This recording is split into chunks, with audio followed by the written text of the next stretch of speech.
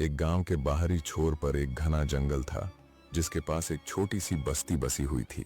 वहां रहने वाली पारुल नाम की लड़की अपनी सुंदरता और मासूमियत के लिए जानी जाती थी, लेकिन उसकी किस्मत ने उसे वो दिया जिसकी उसने कभी कल्पना भी नहीं की थी।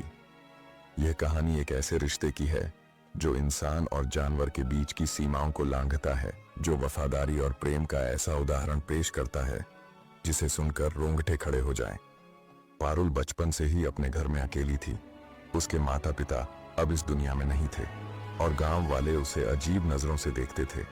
उसका एक ही साथी था, सुल्तान, एक विशाल काले रंग का कुत्ता जो जंगल से आया था। वह हमेशा पारुल के साथ रहता, उसे जंगल में घूमने से लेकर घर तक छोड़ने तक हर जगह उसकी परछाई की तरह रहता। धीरे धीरे पारुल और सुल्तान के बीच एक अनकहा रिश्ता बनने लगा। वह उससे बातें करती, अपनी परेशानियां साझा करती और उसकी आंखों में एक अनकही समझदारी देखती। सुल्तान उसकी सुरक्षा करता और किसी को भी उसके पास फटकने नहीं देता। एक रात जब पारुल गांव के मेले से लौट रही थी तो अचानक कुछ बदमाशों ने उसे घेर लिया। वे उसके साथ गलत हरकत करने वाले थे कि तभी जंगल की झाड़ियों से सुल्तान गुस्से में गुर्राता हुआ निकला और उन बदमाशों पर टूट पड़ा। उसने उन्हें ऐसा दौड़ाया कि वे अपनी जान बचाकर भाग खड़े हुए। पारुल डर और भावुकता से भर गई। उसने सुल्तान को गले लगा लिया और रो पड़ी। उस रात पारुल ने सुल्तान के साथ ही जंगल में एक गुफा में रात बिताई। लेकिन इसी रात कुछ ऐसा हुआ जिसे कोई समझ नहीं सकता था। कुछ महीनों बाद पारुल को एहसास हुआ कि उसके शरीर में अजीब बदलाव आ रहे हैं। गांव की महिलाओं ने जब उसकी हालत देखी तो वे दंग रह गईं। उसने किसी भी पुरुष से संबंध नहीं बनाए थे, फिर भी वह गर्भवती थी। गांव में हड़कंप मच गया।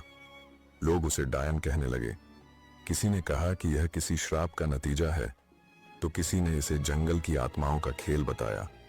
लेकिन पारुल अंदर से जानती थी कि यह किसी श्राप से ज्यादा एक अजीब कनेक्शन का परिणाम था।